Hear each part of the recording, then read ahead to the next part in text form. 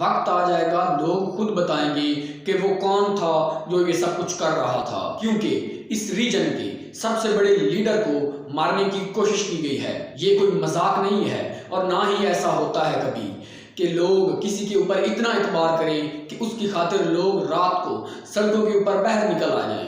पाकिस्तान में पिछले 70 सालों से रजीम चेंज हो रहा है, लेकिन कोई किसी की खातिर नहीं निकला।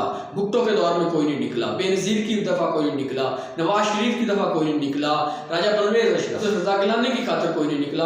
अब पिछले दिनों हमजा शहबाज की खातिर कोई नहीं निकला, तो लोग ऐसे ही किसी की खातिर नहीं निकल आते। वो तो अपना बोरिया बिस्तर लेकर चुप करके निकल गया, लेकिन पीछे से लोगों ने शहर शहर में निकलकर उसका साथ देकर साबित कर दिया कि लोग उसके साथ हैं। पाकिस्तान की सियासी तारीख में वो वाहिद आदमी है जिसकी खातिर लोग बाहर सड़कों पर निकले हैं। लोगों ने बाहर निकलकर रौला डाल दिया, शहर शहर लोग निकले, जहां जहां उसका जलसा हुआ वहां वहां लोग निकले, लोगों ने उसको सपोर्ट किया।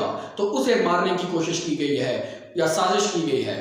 तो वक्त आएगा, वो दोबारा वजीर आज़म बनेगा, तो वो उस कुर्सी पर जाएगा, वो किसी को नहीं छोड़ेगा और ये सारी परतें खुल जाएंगी एक दिन कि वो कौन था जो इसके पीछे था और वो इसको मरवाना चाहता था। अभी आजम सवाती की आप लोगों ने हिम्मत देखी है कि वो 75 साल का बुजुर्ग है, उसको पूरे पाकिस्तान के कोने कोने में ले जाया गया, उसके ऊपर पूरे पाकिस्तान में केसेस किए गए, पाकिस्तान की तकरीबन हर जेल में उसको ले जाया गया, लेकिन उसकी हिम्मत नहीं तोड़ सके। जब वो रिहा हुआ तो फिर भी वो डट कर इमरान खान के साथ खड़ा हुआ है।